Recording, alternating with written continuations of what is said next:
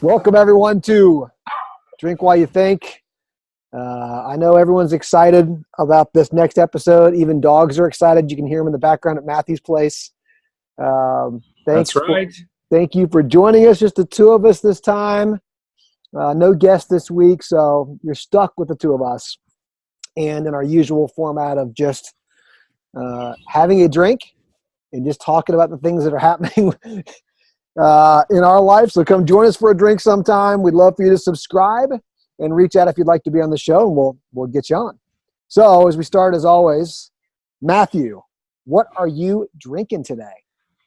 I don't know if you're having this problem, but I'm keeping singles now. Like a single beer is like random in my fridge, and I forget which ones I've drank on the show or not. So I'm hoping this is a new one because this is kind of not my normal drink. The Blood Orange IPA. So I don't think you have. That's a 21st Amendment beer. That's yeah. So the Blood Orange IPA is what I'm going with. I'm breaking new ground. I was going to say I'm proud of you because that is not your style of beer. That is not my style of beer. I'm branching. Here to be experimental, here to try things. I appreciate you. Okay. What are you drinking today? Well, give me your first impressions. You took a sip. Like what's It tastes like a Blood Orange IPA. It's not. I've actually tried this before. I just had one in the fridge, and I couldn't remember if I say I have 3 random beers in my fridge, one for each episode if I film from home. So I'm hoping some of them don't get skunky. So, but the Blood Orange, that's actually okay. It has a little bit of citrusy. I kind of like the citrusy IPAs. The Tangerine New Belgium is one of my preferred IPAs. So. You're getting more into the IPA route. That's good. You're moving away. Well, if they have like an orange or citrus in them, I'm okay. So. Okay. Just needs to have fruit in there for you. I don't understand you most of the time, but that's okay. I like that you're trying things. I'm going with. It's kind of funny you said that about forgetting which things we've had on here before. I feel like it's possible I've had one of these before, but probably because I really like Wicked Weed as a brewery. They're out of Asheville, North Carolina, and it's the barrel-aged Lunatic Blonde. This is a 7%er. It's got a little bit of hit there. It's a Belgian-style ale. I don't know what kind of barrels it was aged in. This is a solid brewery. I've always wanted to go visit this brewery in Asheville. They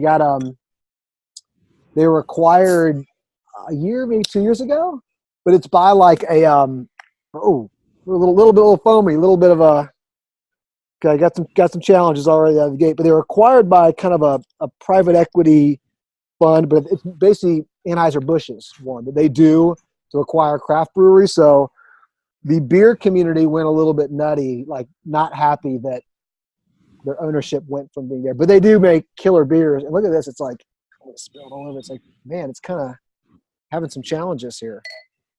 Are you getting all classy and pouring it in a glass for the show? That's where you're supposed to drink it. Okay. I poured it terribly. Look at that. That's a terrible pour. Look at that. That is a bad pour. You're supposed to drink it that way. I get a little more nose. We'll start this way just because I can't pour beer right.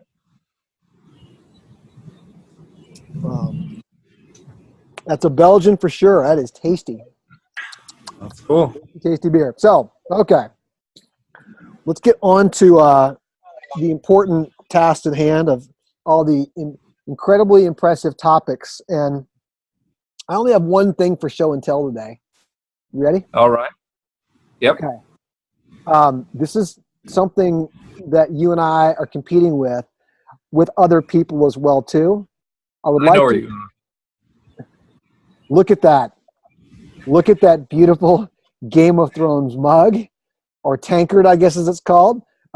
I cannot wait to be on Drink While You Think when I've won the Game of Thrones mug and I can drink my beer out of it or my coffee at the office. One of these for the competition we're doing? It's in the office as we speak. It's sitting in the office behind Kelly's desk. It is there. Oh, awesome. This is a chalice. So I expect whoever wins it, hopefully me, to lord it over all of the rest of you. I don't think we've talked about what we did on the office pool yet on the Game with the Thrones. You got that on there too, the show and telling? I've got it. Well, I've actually got it. I'm not going to get it too much because I don't want to dive people too far into it. But let's just listen. Amanda didn't want to talk last episode about Game of Thrones. I get it. We're going to go into kind of geekdom, but luckily there's so many people who are with us on the Game of Thrones. So yes, we did the Acuity Game of Thrones death pool. Oh, I know. Kenji geeked out on it and put this Google Doc. What is it called when you do the little questionnaire thing, on top of the Google Doc? We'll talk about that. We're going to get there. We're going to get there. On top of a Google Doc to do who's going to live and who's going to die in Game of Thrones, and then bonus points if you picked the 2 people that turned into White Walkers. So the saddest thing is this is probably the hardest I've worked on a spreadsheet in many, many years. But no.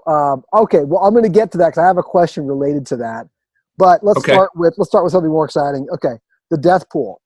Do you know where you're at right now without looking? I have no idea where I'm at on the death pool. You're currently tied for 4th. 4th? Okay, awesome. I'm tied for 7th. So you got a lead on me this week.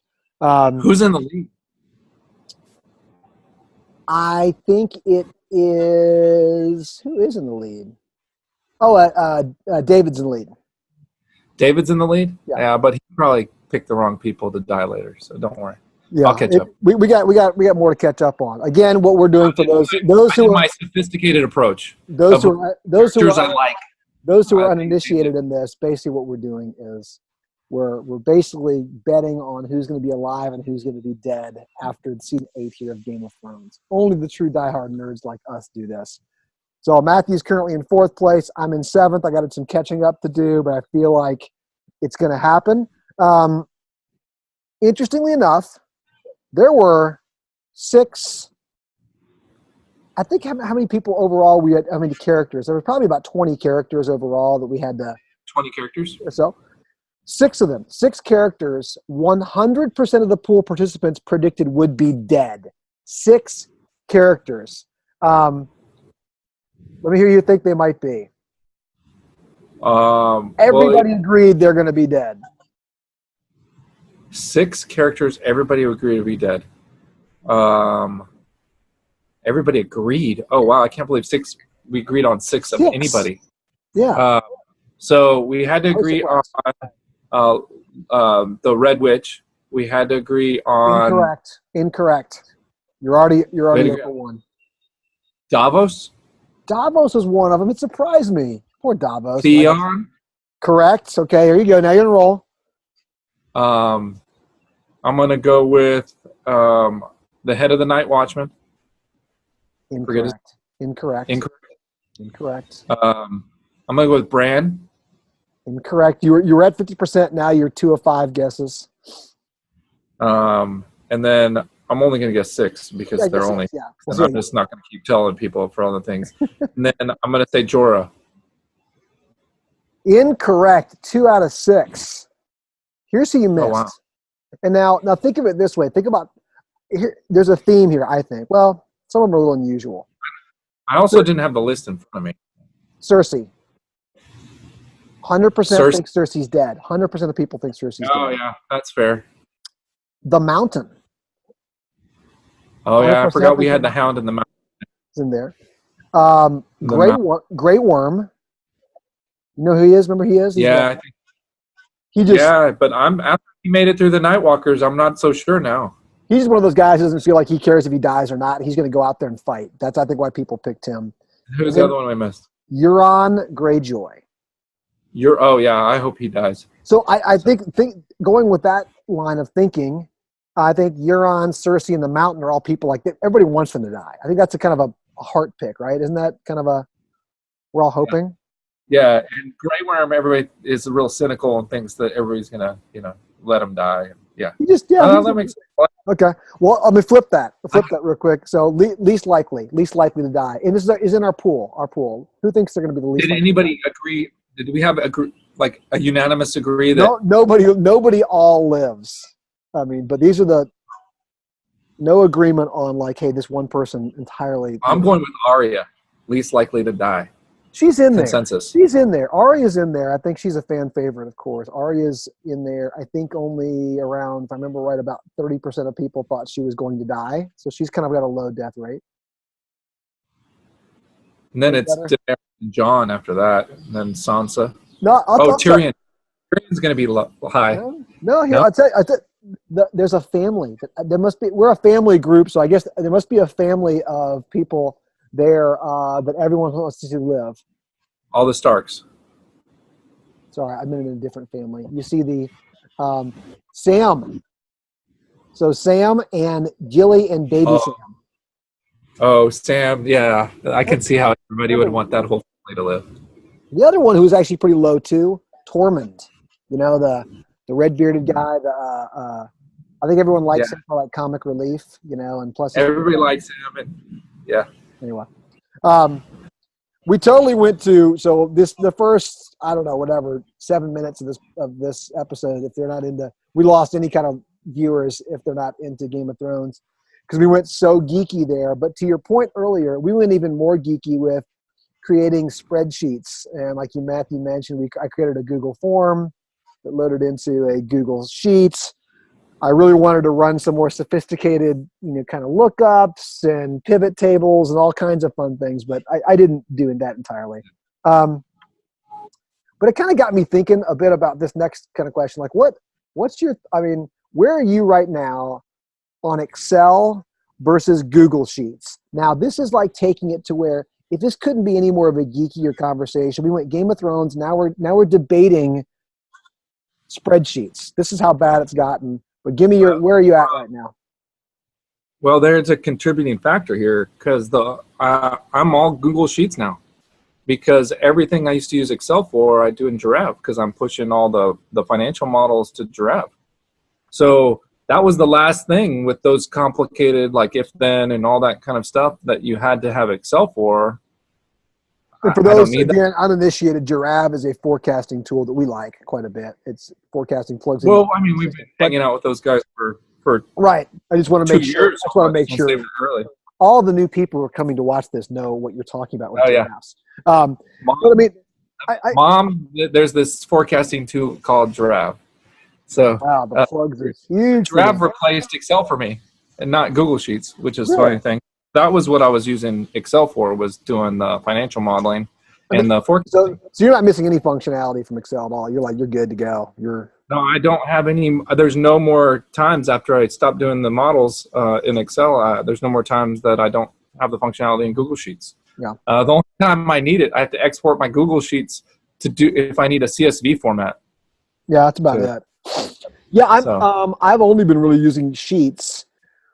Granted, where I'm at right now, I really haven't done CFO work myself in a long time. So in fact, it got me thinking when I wanted to maybe go surprise everybody, do some more complicated kind of analysis and really nerd out on the Game of Thrones pool data.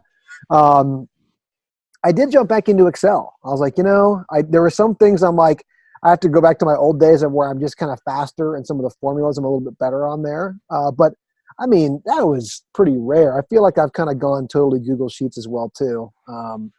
Yeah, I'm missing some of the shortcuts. I do miss those shortcuts. I don't miss Excel. Yeah, I think that's fair. That's fair.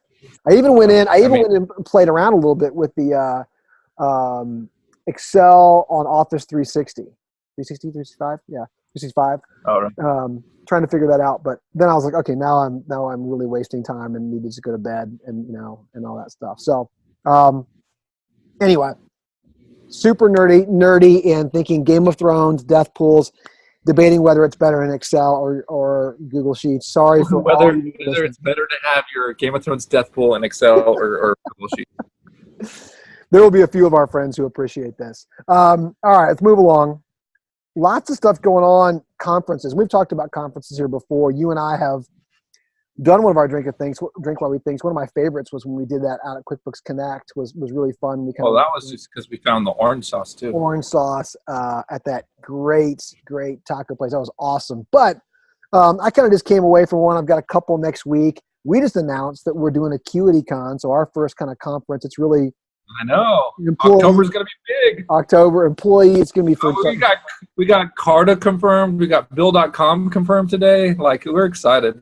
Yeah. So hey, if you want to come to AcuityCon, you either have to be an employee of Acuity, so come on, join us, or you've got to be one of our tech partners. But it's going to be exciting. But I mean, thinking back, somebody wanted to run a session, like do some inspirational talk or something. Like, anyway, so let me go on conference things. So beyond just what we're doing at Acuity things, we've done a lot of conferences.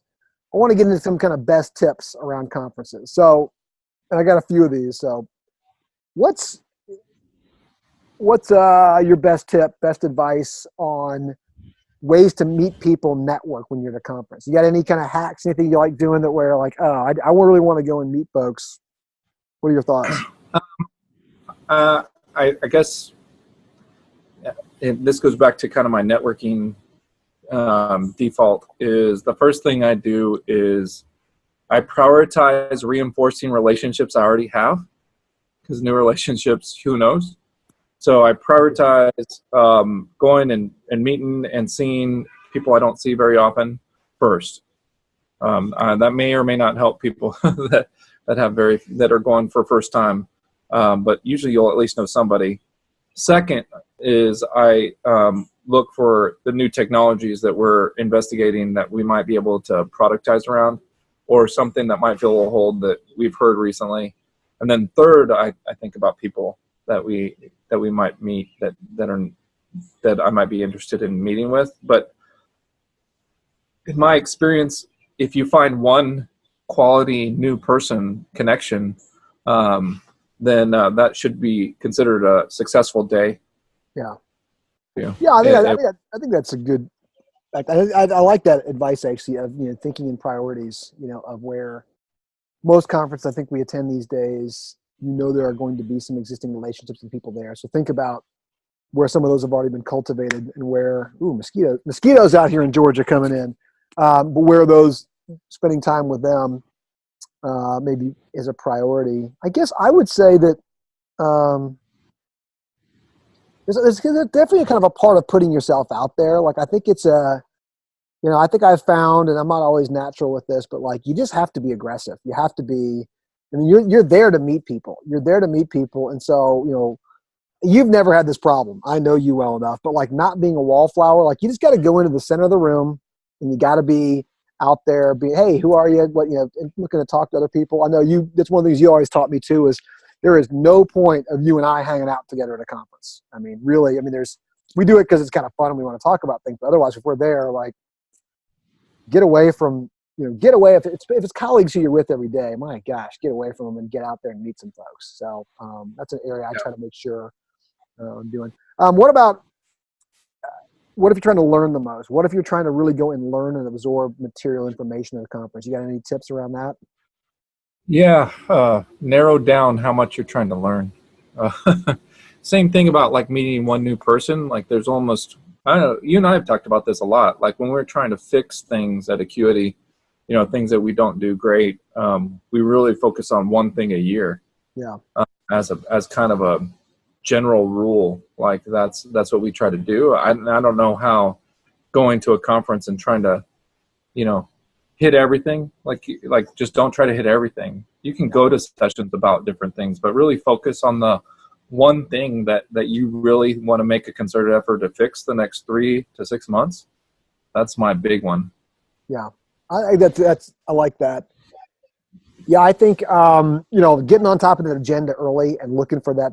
So when you take that thing, you really look for a couple sessions that look like they're going to be meaningful. It doesn't mean there's not going to be some that may surprise you that it could be good, but I think you got to get targeted on not getting lost in the middle of all of that and really targeting. Like I've got to make a couple of these sessions. The other one I really like too is if I'm really going to reinforce it, I really, really hope to have some time, and sometimes it's kind of good airplane time on the way back, like to where like I need to go back through and I need to write some things down. I need to really, I have to focus on some real concrete takeaways and document some things and just kind of get it in my head. Otherwise, I think it's more than a couple days of the conference. It's lost. And in fact, it's easy to do, I think, because you're usually fatigued coming out of these conferences because there's just a lot.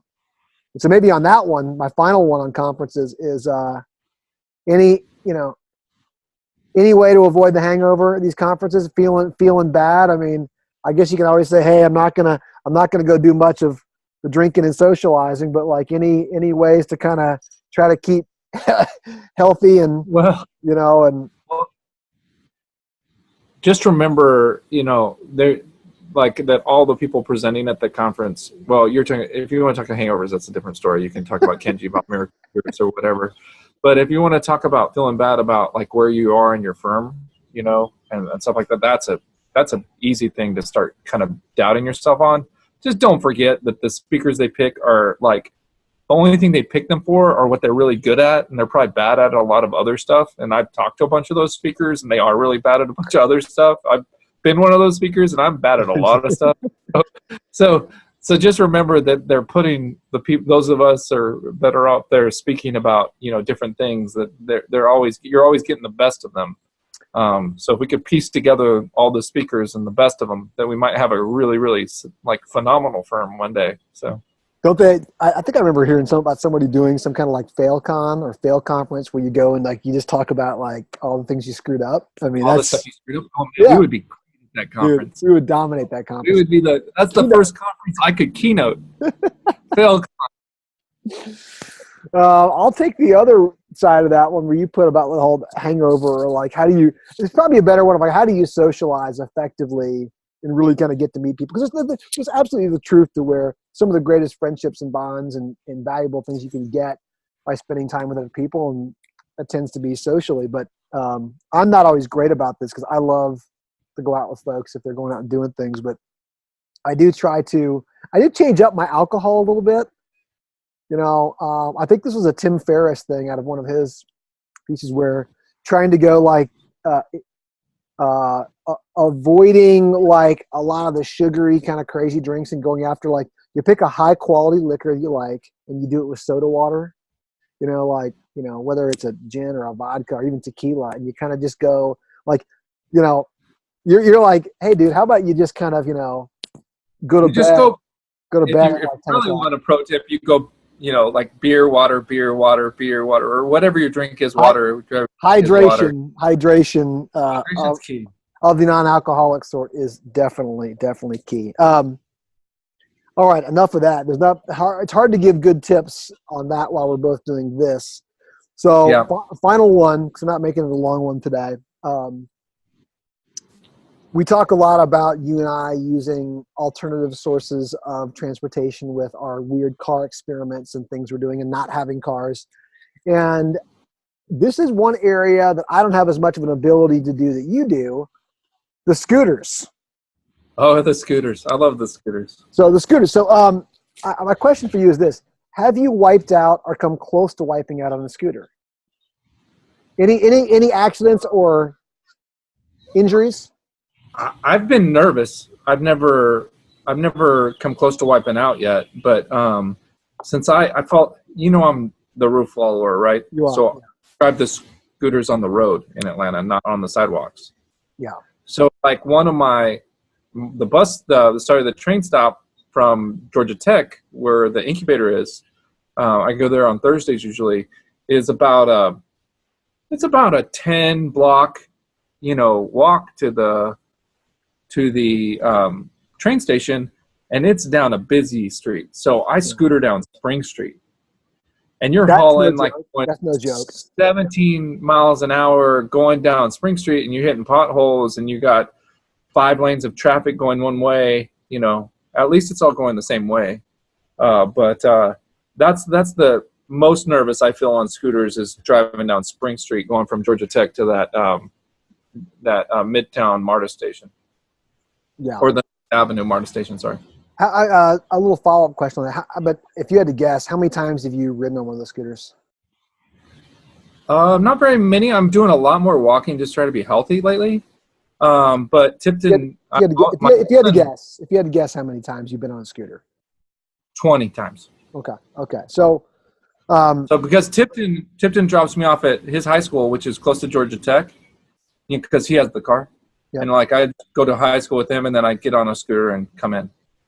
Also, side note for everyone: part of the reason that Matthew and I do not have cars is both of our eldest just turned 16, and for some reason we decided to let them use the cars versus us. Well, we got rid of our cars, and our wives' cars went to our kids, and then our wives' kind cars. Of a whole So it's been this whole trickle down. But at the end of the day, the net effect was our 2 sons got cars and we don't have cars is the net effect of it. But so we're doing all this kind of crazy. And I haven't regretted it in 6 months. So it's been pretty good so far. I will say, so on the scooter thing, I have not had an accident. I've not injured myself.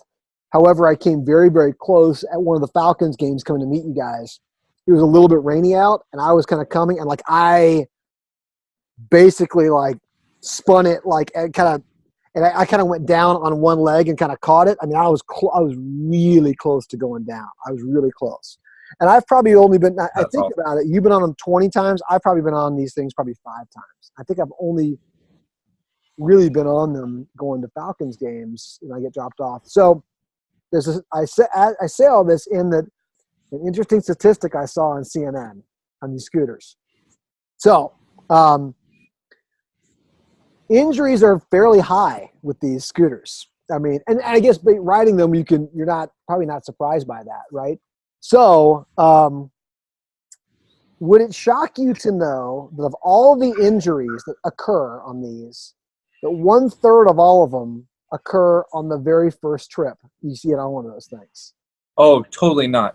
The scariest scooter ride I had was I had a scooter with no brakes. Wait, so the what? thing, yeah, the brakes didn't work. And when you don't think to test the brakes out when you get on the scooter. And it was at AB in the parking garage. So I start going down the ramp of a parking garage.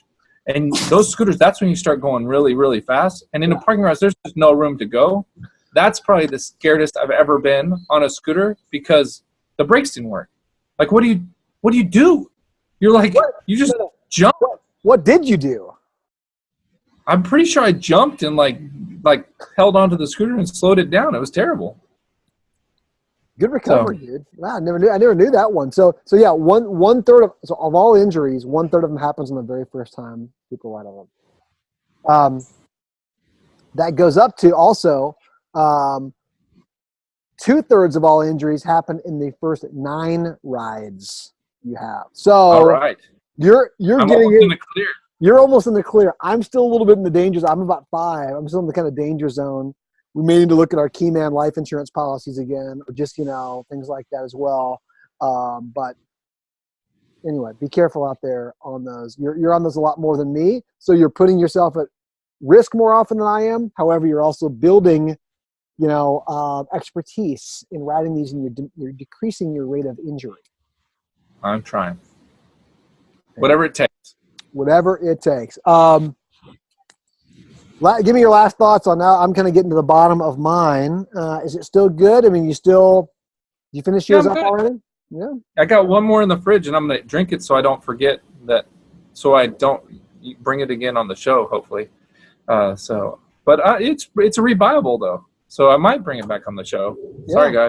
Yeah, well. It'd be unique, but it is what it is.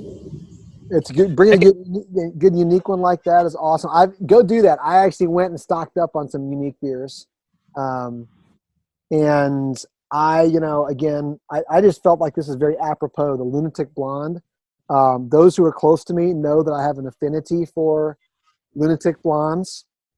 I only say that because my really lovely blonde wife just came and sat down right over here next to me, and she's shaking her head.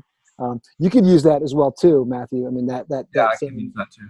I'm not sure that buys us any brand. I have one question for you. Yeah. Oh yeah. Oh my God. This is the first. Oh my gosh. Episode. I know. But, so I'm on social media today. Yeah. And I see AccountingToday has listed Acuity as one of like the top 10 technology savvy firms in the United States. Right? Is this right? Apparently it is. But then I read the article and was like, okay, 36 firms applied. I was like, there's no way. I have no idea what we're talking about here. There's no way you filled that out. Who filled out that survey? Did you fill out a survey like that they sent out? How dare you doubt me? You make me sad. I didn't fill that out. I mean, come on. I filled out a survey.